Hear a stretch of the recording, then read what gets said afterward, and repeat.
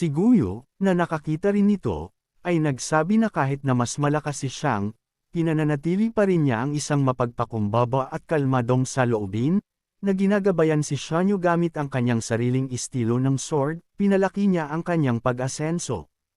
Inalok ni Guyo ang kanyang daliri sa kanyang chin, sinabing pinrotektahan din ni Xiang ang disipulo na pinapahiya. Naniniwala siya na ang gayong puso ay taglay lamang ng mga tunay at walang kamatayang swordsman.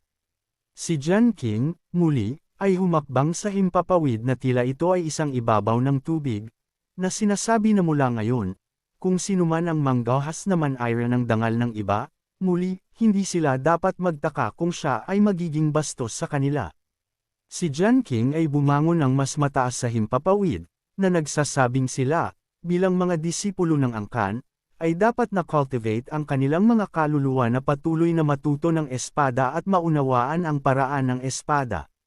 Siya ay tila nakataas sa iba pang mga disipulo na nakatayo sa ibaba ng kanyang mukha ay naging mas hindi nasisiyahan habang siya ay sumigaw na sa halip na punahin ang iba, dapat silang magsanay ng mas mabuti. Pagkatapos noon, naglakad si Yu Jiangxing patungo kay Huan, na lumulutang din sa ere sa hindi kalayuan sa kanya, lumipad siya palapit, hinarap si Shen Yun, sinabi sa kanya na umaasa siyang hindi ito tatutol kung mananatili siya sa tabi niya. Bahagyang napaatras si Wang Xingan, nakangiting kinakabahan, at pagkatapos ay sinabi sa kanya na kung iyon ang gusto niya, wala siyang pagtutol. Agad na nagsimulang magsalita ang lahat mula sa ibaba na si Jiangxing ay nanatili pa sa Xinyan para protektahan siya. Ngayon sila ay labis na nahihiya sa kanilang sinabi tungkol sa kanya bago si Shinayan ay nagsimulang makipag-usap sa telepatiko kay Jinxing. Tinanong siya kung ano ang nais niyang ipakita sa pamamagitan ng paggawa nito, tumayo sila sa tabi ng isa't isa, hawak ang kanilang mga kamay sa kanilang likuran. Sinagot din siya ni Jiangxing ng telepatiko na pagkatapos niyang gawin ito, walang maglalakas loob na magsabi ng mga masasamang bagay sa likod niya. Masaya siyang ngumiti, tinanong si Jin Yun, maganda ba ang ginawa niya, baka sa mukha niya ang pagmamalaki sa kanyang ginawa. Habang si Jin Yun ay nakatingin sa kanya na hindi sigurado, hindi alam kung ano ang sasabihin sa kanya. Idiniin niya ang isa niyang kamay sa kanyang ulo, tinanong siya, sino ang nagtanong sa kanya para sa mga hindi kinakailangang bagay na ito. Naisip ni Juan kung ano ang pinakaayaw niya, tungkol sa pag-akit ng atensyon. Pinisil ni Jiangxing ang kanyang kamao, sinabing si Jing sa swordsmanship ay walang kap-oras. Ang lakas at asensyon na kasalukuyang taglay niya ay nakuha lahat salamat sa sarili niyang tablet. Kinausap niya ito, sinabi na bagaman hindi siya interesado sa katanyagan at kapalaran at walang pakialam sa kanyang reputasyon, ngunit mabait pa rin ito sa kanya kaya hindi niya pinapayagan ang iba na magsalita ng masama tungkol sa kanya. Tumingin si Jing Yin kay Jiangxing na papalapit sa kanya na may matalim na tingin at pagtataka. Pagkatapos ay ipinikit niya ang kanyang mga mata, ibinaling ang kanyang ulo sa kabilang side, telepathically, nagtatanong sa kanya kung bakit nakatayo pa rin ito sa kanyang harapan. Sinabi niya sa kanya na bumalik sa kanyang lugar. Naisip ni Juan na dapat hindi niya ito binigyan ng ganoong payo noong una. Pagkatapos ay sinabi sa kanya ni Jiangxing na may iba pa. Iminulat ni Qinyon ang kanyang mga mata, nakatitig sa kanya habang sinabi sa kanya ni Jiangxing na may mga pagdududa siya, kaya gusto niyang tanungin siya tungkol dito. Inilagay niya ang daliri sa pisngi niya, ngumiti ng mahina, habang inis na sinabi ni Qinyon na hindi niya ito amo. Pagkatapos ng lahat, bahagyang ngumiti si Jiangxing, sinabi sa kanya na kung ayaw niyang turuan siya, hindi niya magagarantiyahan na wala siyang gagawin tungkol dito. Kung tutuusin, walang kinalaman sa kanya ang iniisip ng iba. Kinagat ni Shen Yun ang kanyang ibabang labi, na sinasabi sa kanya na siya ay masyadong malupit. Sinabi niya na kung mayroon siyang anumang mga katanungan, dapat niyang tanungin ang mga ito at bumalik. Si Luo Xin, na nanatili sa lupa, ay naisip na hindi inaasahan na muli mong tinakot ni Jin Xin ang mga mahihirap na disipolo dahil kay Juan. Lumingon siya sa kanila, nagtataka sa sarili, may something kaya sa pagitan nila. Naisip niya kaagad ang isang romantikong eksena kung saan magkayakap sila ni Jackson sa cherry blossoms. Namula si Luo Xin, nag-iisip, maaaring may lihim silang relasyon. Si Luo Xin ay nagsimulang magsalita ng galit na galit, nagtanong kung paano ang isa sa mga nangungunang disipulo, si Jackson, ay maaaring umibig sa Lusok Hinyun, at upang maiwasan ang mga tsismis, makikita lamang niya ito ng personal gamit ang gayong pamamaraan. Ginawa ni Luo Xin ang lahat ng ito, konklusyon para sa kanyang sarili, na tinamaan ang kanyang kamao sa kanyang palad. Nagtatakang tanong ni Chu Huan, na sumulpat sa kanyang likuran, kaya ba ay nasa ganoong relasyon sila? Lumingon si Luo Xin, nakita ang isa sa mga disipolo sa likuran niya, na nagtataka sa pagtawag sa kanyang pangalan. Si Chu Huan ay nakipagsabuatan sa kanya, na sinasabi na kung titingnan mong mabuti, ito ay talagang kakaiba. Sinabi ni Chu Huan kay Luzon na sila ay lihim na nag-uusap. Nasa harap nila sina Huan Qinyun at Shankang, na telepatikong nakikipag-usap sa isa't isa. Sinabi ni Luozon na hindi ito maaaring totoo. Ito ay hindi kapani-paniwalang balita. Lahat ng mata ay nakatutok kay Qinyun at Zhenqing. Lumingon si Luozon kay Shu Huan, sinabi sa kanya na tiyak na kailangan niyang ilihim ito. Sinabi niya na kung Qinyun nalaman ito ni Zhenqing, paparusahan siya ng clan. Ngumiti si Chu Huan at sinabi na, syempre, hindi niya sasabihin kahit kanino ang tungkol dito, kaya mapagkakatiwalaan siya ni Luo Xin. Pagkatapos ng lahat, siya ay palaging napakaingat. Pagkatapos ay nagpaalam si Chu Huan, sinabi na kailangan niyang pumunta at magpatakbo, at dapat ipagpatuloy ni Luo Xin ang panunood ng mga laban. Nagtataka si Luo Zon sa sarili, hindi kaya nagkakalat ng tsismis si Chu Huan. Tama. Nagpatuloy ang mga labanan sa arena habang nanunood ang mga disipolo. Tumakbo si Chu Huan sa isa sa mga disipolo, sumisigaw sa kanila na may seryosong nangyari.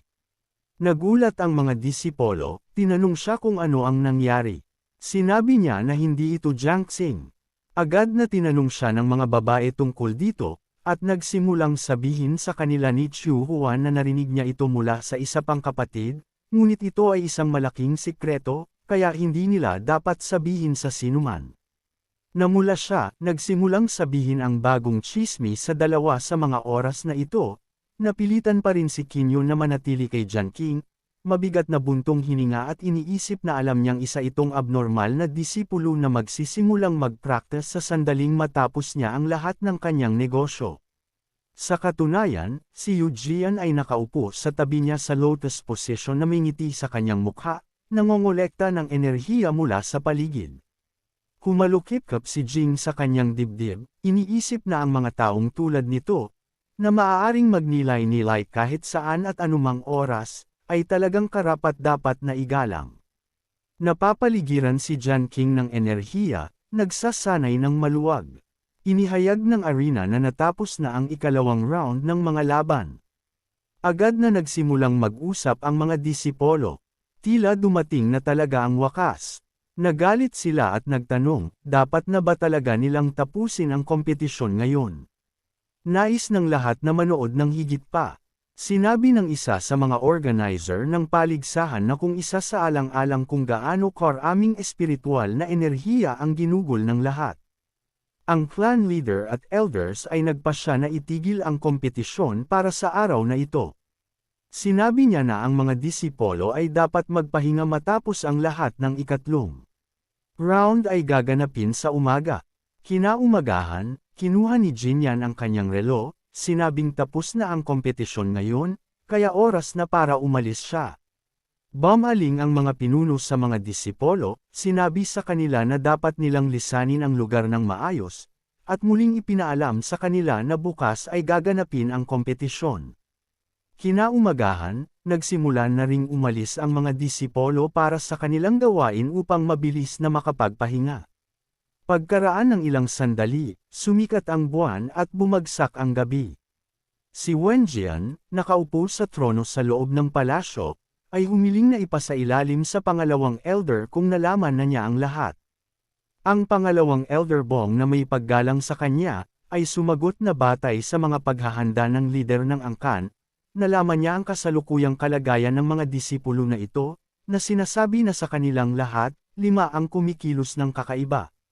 Sinabi ng pangalawang elder na sa kanila ang pinaka-kainahinala ay ang 3 mula sa Lun Hall. Ang mga disipolong ito, sina Jiangdo Xiaorui at Qin Yunduyu, na lumitaw sa likod ng pangalawang elder, ay tatanungin siya kung gusto niyang sabihin na may isang taksil sa Lun Hall. Nakatingin siya sa matanda na para bang nainsulto. Ang mga elder ng Qingyun Sword Clan ay nagtipon upang hanapin ang taksil. Nagtago ang mga disipulo sa Sword Clan. Nang inatake si Dewey, ligtas nang sabihin na may mga daga sa clan. Kaya't ang kompetisyon ng clan ay idinaos ng biglaan, kasama na upang maalis ang 5 disipolo na maaaring sumali sa Tanjia, ang lahat ay sabik na naghihintay na mahayag ang pagkakakilanlan ng mga ngalakal. Nang sabihin iyon ni Jian, hiniling ng pinuno ng sinaunang hall na huwag mag-alala. Malamang na ang traidor ay nagtatago sa hall ng Lin. Sa huli, sinabi ni Wen Jian na siya lang ang nagtanong sa kanya na ay escort ang kaluluwang may dugo na si Pearl, at hindi niya sinabi sa iba ang tungkol dito. Sinabi ni Wen Jian na nang siya ay umalis, siya ay kumilos ng napakalihim. Ngunit sa kabila ng lahat ng ito, nalaman pa rin ng demonyong clan. Kaya hindi ba iniisip ng Gui na kakaiba ito? Gui, kinilig ka nang marinig niyang pinangunahan ng clan ang kanyang mga salita, hindi alam kung ano ang sasabihin doon. Pagkatapos ay bumaling si Wenjian sa pangalawang elder, sinabihan siyang ipagpatuloy ang pag-uulat. Sabi ng matanda, itong 3 ito ang biglang lumakas sa loob lamang ng 1 taon. Itinaas niya ang kanyang daliri habang nagsasalita. Ang una ay si Jiang mula sa Loon Hall. 2 taon na ang nakararaan, ang kanyang cultivation days ay nasa 2 antas lamang. Ito ay hindi partikular na malakas. 1 taon na ang nakalilipas, sa panahon ng kompetisyon, natuklasan na ang kanyang mga kasanayan ay tumaas ng malaki. Tinalo niya ang lahat ng kanyang mga kalaban at nakuha ang 3 pwesto sa Tanjiao. Ayon sa kanya, nakatanggap siya ng ilang uri ng mensahe na nagsasabi sa kanya kung paano mabilis na mapataas ang kanyang lakas na level. Ang kompetisyon ng Qingyun Clan ay ginaganap 1 beses sa 1 taon, at kamakailan lamang ay gumanap ng mahusay si Jiangdo sa pagsusulit na ito. Ang pangalawang kandidato para sa tungkulin ng mga ngalakal ay si Xiao Rui, na isa ring disipulo ng Loon Hall, na hindi na tumayo para sa kanyang cultivation level. 1 taon na ang nakalilipas, siya ay nagre-rango sa ika-33 sa clan tournament, ngunit sa pagtatapos ng kompetisyong ito, ang kanyang level ay tumaas sa ika-5. Ito ay simpleng hindi maiisip. Bilang karagdagan, ang sword art na natutunan niya ay medyo makapangyarihan. Maaaring sabihin ng isa na ito ay mamamatay tao. Ayon sa kanya, naimbento niya ang lihim na kaharian kung saan niya natutunan ang kanyang mga kakayahan sa kasalukuyan. At sa wakas, si Jin Yun mula sa Loon Hall, siya ay tila hindi gaanong kainahinala. Ngunit ang pangalawang elder ay sigurado na siya ay nagtatago ng maraming lihim. Pagkatapos ng lahat, mula sa naalala niya mula noong siya ay na-promote bilang isang tunay na disipulo noong nakaraang taon, huminto siya sa pagtayo at cultivating bukod dito. Ayon sa pangalawang elder, si Wan Xingyun ay hindi gumawa ng isang gawain na umaabot ng higit sa 2 araw. Ngunit paano niya nagawang makabisado ang gayong kamangha-manghang kaalaman tungkol sa mga anting-anting sa napakaraming kumpanya sa napakaikling panahon? Ang pangalawang elder ay nagalit na inalala ang kamakailang labanan ng pangunahing karakter, kung saan gumamit siya ng maraming hindi halatang katangian ng mga anteng-anteng.